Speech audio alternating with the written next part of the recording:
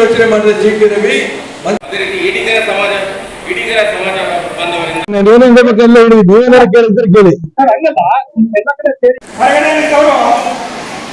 ಎಲ್ಲರೂ ದಯವಿಟ್ಟು ಒಳಗೆ ಬನ್ನಿ. ಆತನದ್ದು ವ್ಯವಸ್ಥೆ ಮೇಲೆ ಬಾಲ್ಕನಿ ಇದೆ, ಮೇಲೆ ಬಾಲ್ಕನಿ ಇದೆ, ಪುನಃ ಮೇಲೆ ಬಾಲ್ಕನಿ ಇದೆ ನೋಡಿ. ದಯವಿಟ್ಟು ಎಲ್ಲರೂ ಒಳಗೆ ಬನ್ನಿ.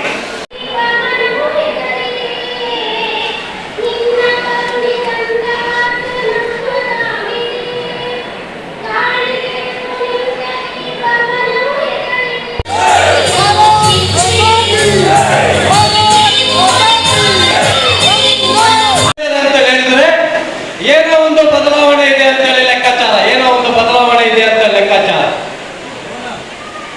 ಇವತ್ತು ಇಡೀ ಕ್ಷೇತ್ರದಲ್ಲಿ ನೋವಿಂದ ಇದನ್ನು ಸರಿ ಮಾಡಬೇಕು ಅನ್ನೋದು ಉದ್ದೇಶದಿಂದ ಈ ಚುನಾವಣೆಯಲ್ಲಿ ಭಾರತೀಯ ಜನತಾ ಪಾರ್ಟಿಯ ಅಭ್ಯರ್ಥಿ ವಿರುದ್ಧವಾಗಿ ಪಕ್ಷಾಂತರ ಅಭ್ಯರ್ಥಿಯಾಗಿ ನಾನು ಪಕ್ಷೇತರ ಅಭ್ಯರ್ಥಿಯಾಗಿ ಸ್ಪರ್ಧೆ ಮಾಡ್ತಾ ಇದ್ದೇನೆ. ಇಡೀ ರಾಜ್ಯದಿಂದ ಎಲ್ಲ ಕಡೆಯಿಂದಲೂ ಫೋನ್, ಯಾವ ಕಾರಣಕ್ಕೂ ಕೂಡ ಚುನಾವಣೆಯಿಂದ ಹಿಂದೆ ಸರಿಬೇಡಿ, ನೀವು ನಿಲ್ಲಬೇಕು, ನೀವು ಜೊತೆ ನಾವಿರ್ತೇವೆ. ಎಲ್ಲ ಸಮಾಜದವರು ಫೋನ್ ಮಾಡ್ತಾರೆ.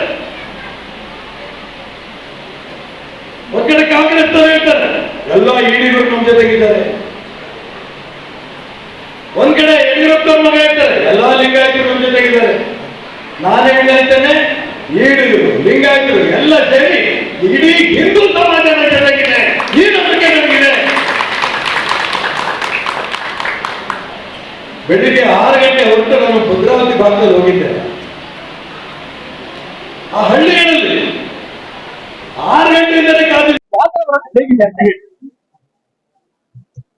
ಭಾರತೀಯ ಜನತಾ ಪಾರ್ಟಿಯಲ್ಲಿ 30-35 ವರ್ಷ ಕೆಲಸ ಮಾಡಿದಾಗ್ಲೂ ಕೂಡ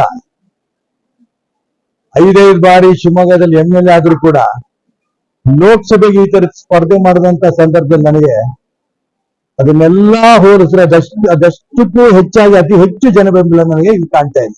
ನೀವೇ ನೋಡ್ತಿದ್ರಿ ಸಾಗರದಲ್ಲಿ ನಮ್ಮ ಕಾರ್ಯಕರ್ತರು ಪ್ರಯತ್ನ ಮಾಡಿ 4 ದಿನ 4 ದಿನದಲ್ಲಿ ಇಷ್ಟು ದೊಡ್ಡ ಸಂಖ್ಯೆಯಲ್ಲಿ ಜನ, ಹೆಣ್ಮಕ್ಳು, ಯುವಕರು ಒಂದು ಬೆಂಬಲ ಕೊಡ್ತಿರೋದು ನೋಡಿದಾಗ 100ಕ್ಕೂ ನಾನು ಗೆಲ್ತೀನಿ ಅಂತ ವಿಶ್ವಾಸ ನನಗೆ ಬರ್ತಾ ಇದೆ. ಯಾಕೆಂತಂದ್ರೆ ಎಲ್ಲರ ಮನಸ್ಸಿನಲ್ಲೂ ಕೂಡ ಈಶ್ವರಪ್ಪ ತಗೊಂಡಿರಂತ ಸೈದ್ಧಾಂತಿಕ ಹೋರಾಟ ಸರಿ ಇದೆ, ಈ ಭಾವನೆ ಎಲ್ರಿಗೂ ಇರೋದ್ರಿಂದ ಯಾವ ಹಳ್ಳಿಗಳು ಹೋದ್ರು ಕೂಡ ನಾನು ಇನ್ನು ಹಳ್ಳಿ ಹೆಸರು ಗೊತ್ತಿಲ್ಲ, ಅಲ್ಲಿ ಕಾರ್ಯಕರ್ತರು ಯಾರು ಗೊತ್ತಿಲ್ಲ, ಸರ್ ನಾವು ಈ ಸರಿ ನೀವು ಗೆಲ್ಲಿಸ್ತೇವೆ, ನನ್ನ ಸಿಂಬಲ್ ಅವ್ರಿಗೆ ಯಾರಿಗೂ ಗೊತ್ತಿಲ್ಲ.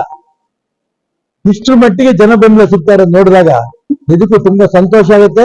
ಏನು ಭಾರತೀಯ ಜನತಾ ಪಾರ್ಟಿನಲ್ಲಿ ಪರಿವರ್ತನೆ ಆಗ್ಬೇಕು ಅನ್ನಂತ ಅಪೇಕ್ಷೆ ನಂದು ಇದೆ, ಸಾವಿರಾರು ಜನ ಕಾರ್ಯಕರ್ತರದ್ದು ಇದೆ, ಸಾಮಾನ್ಯ ಜನರದ್ದು ಇದೆ. ಹಾಗಾಗಿ ಬಿಜೆಪಿಯಲ್ಲಿರುವಂತ ಏನು ವ್ಯತ್ಯಾಸಗಳಿದೆ ಅದು ಖಂಡಿತ ಪರಿವರ್ತನೆ ಆಗುತ್ತೆ ಅನ್ನೋ ವಿಶ್ವಾಸ ನನಗೆ ಈ ಚುನಾವಣೆ ಮುಖಾಂತರ ಕಾಣ್ತಾ ಇದೆ. ಡೆಲ್ಲಿ ಅಂತ ಹೇಳಿದ್ರು, ಒಂದು ಸತಿ ನಿಮ್ಗೆ ಭೇಟಿ ಆಗ್ಲಿಕ್ಕೆ ಆಗಿಲ್ಲ, 2ನೇ ಬಾರಿ ನಾನು ಹೋಗ್ತಿದ್ದೀನಿ ಸರ್, ಇಲ್ಲಿ ಉದ್ದೇಶ ಏನು? ನನಗೆ ಮುಂಚೆಯಿಂದಲೂ ಕೂಡ ನಮ್ಮ ರಾಷ್ಟ್ರೀಯ ನಾಯಕರು ಹೇಳಿದಂತ ಸೂಚನೆ ಪರಿಪಾಲನೆ ಮಾಡೋ ಅಭ್ಯಾಸ. ಹಿಂದೆ ಸಂಗೊಳ್ಳಿ ರಾಯಣ್ಣ ಬ್ರಿಗೇಡ್ ಮಾಡಿದ್ವಿ. ಆ ಸಂದರ್ಭದಲ್ಲಿ ದಲಿತರು, ಹಿಂದುಳಿದ ವರ್ಗದವರು ನಿರೀಕ್ಷೆಗೆ ಮೀರಿ ಕೂಡಲ ಸಂಗಮದಲ್ಲಿ ಸಮಾವೇಶಕ್ಕೆ ಬಂದ್ರು. ಸ್ವಂತ ವ್ಯಾನು, ಸ್ವಂತ ಬಸ್ಗಳು, ಸ್ವಂತ ಖರ್ಚು, ಸ್ವಂತ ಊಟ, ಲಕ್ಷಾಂತರ ಜನ ಸೇರಿದ್ರು. ನನಗನ್ಸಿದ್ದು ಆ ಸಂದರ್ಭದಲ್ಲಿ ಯಡಿಯೂರಪ್ಪ ನನ್ನ ಬೆಂತಿರ್ತಾರೆ, ಒಳ್ಳೆ ಕೆಲಸ ಮಾಡ್ತೀಯ ನೀನು ಅಂತ ಹೇಳ್ತಾರೆ ಅಂತ ಅಮಿತ್ ಶಾ ಹತ್ರ ಕಂಪ್ಲೇಂಟ್ ಮಾಡು, ಇದು ಬೇಡ ಈ ಸಂಘಟನೆ. ಅಮಿತ್ ಶಾ ಯಾಕೆ ಬೇಡ ಅಂತ ಹೇಳಿದ್ರು ಉತ್ತರ ಕೊಡ್ಲಿಲ್ಲ. ಕೊನೆ ಅಮಿತ್ ಶಾ ಆದ್ರೆ ಚೋಡ ಯಾರಂದು ಬಿಟ್ಬಿಡೆ. ಆ SC ST OBCಗಳು ಇವತ್ತು ಅತಿ ಹೆಚ್ಚು ನಮ್ಮ ಹತ್ರ ಹೋಗಿರ ಕಾಂಗ್ರೆಸ್ ಕಡೆ ಹೋಯ್ತು. ಆದ್ರೂ ಕೂಡ ಅವ್ರ ಮಾತು ಕೇಳಿದೆ.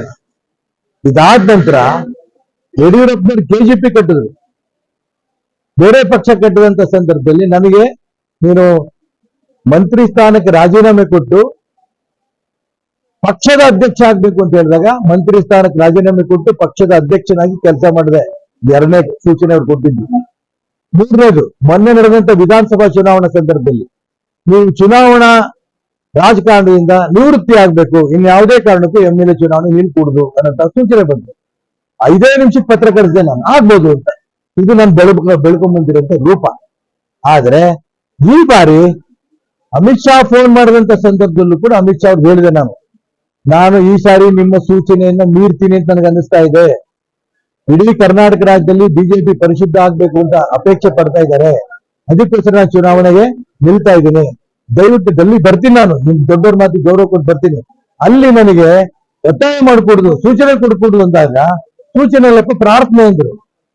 ಬಹಳ ದೊಡ್ಡವ್ರು ನೀವು, ನಾನು ಪ್ರಾರ್ಥನೆ ಮಾಡಬೇಡಿ, ನಾನು ಚುನಾವಣೆ ನಿಲ್ತೀನಿ ಆದ್ರೂ ಬರ್ತೀನಿ ಅಂದೆ. ಏನ್ ಅನಿಸ್ತಾ ಅವ್ರಿಗೆ? ನನ್ನ ಪ್ರಶ್ನೆಗಳೇನೋ ಇತ್ತಲ್ಲ, ಯಾವ ಉದ್ದೇಶಕ್ಕೋಸ್ಕರ ನಾನು ಚುನಾವಣೆ ಸ್ಪರ್ಧೆ ಮಾಡ್ತೀನಿ ಅಂತ. ಇದಕ್ಕೆ ನಾನೇ ಅವ್ರಿಗೆ ಎಲ್ಲಿ ಕನ್ವಿನ್ಸ್ ಮಾಡ್ತೀನಿ ಅಂತ ಅವ್ರು ನನಗೆ ಭೇಟಿ ಆಗ್ಲಿಲ್ಲ. ಮತ್ತೆ ನಾನೇ ಯಾಕೆ ಹೋಗ್ತೀನಿ ಮತ್ತೆ ಕರೆದ್ರೆ ಅಂದ್ರೆ ಮತ್ತೆ ಅಲ್ಲೂ ಮತ್ತೆ ಕನ್ವಿನ್ಸ್ ಮಾಡ್ಬೇಕು ಅಂತ ನನ್ನ ಆಸೆ. ಈ ಲೆಕ್ಕದಲ್ಲಿ ನಾನು ಹೋಗ್ತೀನಿ ಅಂತ ಹೇಳ್ತಾರೆ, ಬೇರೆ ಉದ್ದೇಶ ಅಲ್ಲ.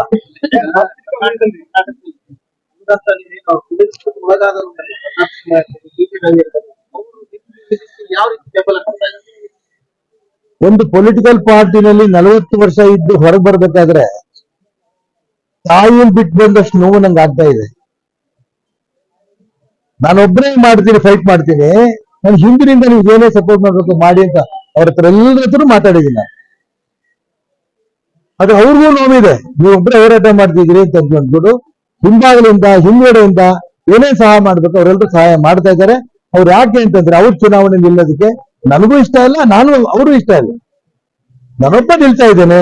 ಈ ನಿಂತಾಗ ಇಡೀ ರಾಜ್ಯದಲ್ಲಿ ಇದ್ರ ಬಗ್ಗೆ ಚರ್ಚೆ ಆಗ್ತಾ ಇದೆ, ದೇಶದಿಂದಲೂ ಚರ್ಚೆ ಆಗ್ತಾ ಇದೆ. ಹಾಗಾಗಿ ಅವರೆಲ್ಲರೂ ಬೆಂಬಲ ನನಗಿದೆ. ನಾನು ಚುನಾವಣೆ ಗೆದ್ದ ನಂತರ ಭಾರತೀಯ ಜನತಾ ಪಾರ್ಟಿ ಕರ್ನಾಟಕ ರಾಜ್ಯದಲ್ಲಿ ಒಂದು ರೀತಿಯ ವ್ಯವಸ್ಥಿತವಾಗಿ ಹೋಗುತ್ತೆ ಅನ್ನೋ ನಂಬಿಕೆ ನನಗಿದೆ. ಎರಡು ದೊಡ್ಡ ರಾಜಕೀಯ ಪಕ್ಷಗಳು, ಜನ ಎಲ್ಲ ಬಲವೂ ಇದೆ. ಮತ್ತೆ ನೀವು ಹೆಂಗ್ ಬೀಜ ಬೆಳೆಯೋದು? ಜನ ನೋಡ್ಲಿಲ್ವಾ? ಈ ಜನಗಳ ಮಧ್ಯೆ ಯಾವ ಹಣನೂ ನಡೆಯಲ್ಲ. ಈ ಹೆಣ್ಮಕ್ಳು ಅವರು ಯಾವಾಗಲೂ ಕೂಡ ಧರ್ಮದ ಬಗ್ಗೆ ಭಕ್ತಿ ಬಗ್ಗೆ ಇರೋರು. ಇಷ್ಟರ ಮಟ್ಟಿಗೆ ಲಕ್ಷಾಂತರ ಜನ ಇಡೀ ರಾಜ್ಯದಲ್ಲಿ ನಾನು ಬೆಂಬಲ ಕೊಡ್ತಿರ್ಬೇಕಾದ್ರೆ ಈ ಧನ ಗೆಲ್ಲತ್ತೋ ಧರ್ಮ ಗೆಲ್ಲತ್ತೋ ಈ ಚುನಾವಣೆ ನೋಡ್ತೀನಿ. 100ಕ್ಕೆ 100 ನನಗೆ ಹೆಣ್ಣೊಂದ್ರ ತಾಯಿ ಅಂತ ಅದಕ್ಕೆ ಹೇಳಿದೆ ನಾನು. ಆ ತಾಯಿನೇ ಧರ್ಮ. ಈ ಧರ್ಮ ಈ ಚುನಾವಣೆಯಲ್ಲಿ ಗೆಲ್ಲತ್ತೆ. ನಾನು ಗೆಲ್ಲೋದ್ರಿಂದ ರಾಜ್ಯದ ಭಾರತೀಯ ಜನತಾ ಪಾರ್ಟಿಗೆ ಒಂದು ಏನೇನು ಬದಲಾವಣೆ ಮಾಡ್ಬೇಕೋ ಬದಲಾವಣೆ ಮಾಡೋಂಥ ವಿಶ್ವಾಸ ನನಗಿದೆ. ಬಿಜೆಪಿ ಪಕ್ಷದವರ ಅಭ್ಯರ್ಥಿ ಏನಂತಂದ್ರೆ ಬಿಜೆಪಿ ಪಕ್ಷದವ್ರು ಹೇಳ್ತಾರೆ ನನ್ಗೆ ನೋಡ್ಬೇಡಿ, ಮೋದಿ ಅವ್ರ ಮತ ನೋಡಿ ಓಟ್ ಹಾಕಿ ಅಂತ. ತಾವು ಕೂಡ ಮೋದಿ ಭಾವಚಿತ್ರ ಇಟ್ಕೊಂಡು ಇನ್ನೇ ಕೂಡ ತಾವು ಸುಷ್ಮತೆಯಿಂದ ಒಂದು ಕೇವಿಟ್ ಅಡ್ಡಿ ಹಾಕಿದ್ರೆ ನ್ಯಾಯಾಲಯದಲ್ಲಿ ಕೇವಿಟ್ ಹಾಕಿದ್ರೆ ಯಾಕೆ ಅಂದ್ರೆ ನರೇಂದ್ರ ಮೋದಿ ಇವತ್ತು ವಿಶ್ವ ನಾಯಕ, ಸಾಮಾನ್ಯ ಜನರ ದೇವರು. ಆ ದೇವರು ಭಾರತವನ್ನ ನಡೆಸಂತ ಅವಕಾಶ ಆ ದೇವರೇ ಸೃಷ್ಟಿ ಮಾಡಿಕೊಟ್ಟಿದ್ದಾರೆ. ಅವ್ರು ಪ್ರಧಾನಮಂತ್ರಿ ಆಗ್ಬೇಕು. ಅವ್ರು ಪ್ರಧಾನಮಂತ್ರಿ ಆಗೋದಕ್ಕೆ ಏನೇನು ಅವರು ನಂಬಿಕೆ ಇಟ್ಕೊಂಡು ಕೆಲಸಗಳು ಮಾಡ್ತಾರಲ್ಲ, ಆ ನಂಬಿಕೆ ಇಟ್ಕೊಂಡು ಕೆಲಸ ಮಾಡಿದ್ದಕ್ಕೋಸ್ಕರ ಅವ್ರು ಉನ್ನತ ಸ್ಥಾನಕ್ಕೆ ಹೋಗಿರೋದು. ಆ ವ್ಯಕ್ತಿ ಇಡೀ ರಾಜ್ಯದ ಇಡೀ ದೇಶದ ಎಲ್ಲ ಸಾಮಾನ್ಯ ಜನರ ಹೃದಯದಲ್ಲಿದ್ದಾನೆ.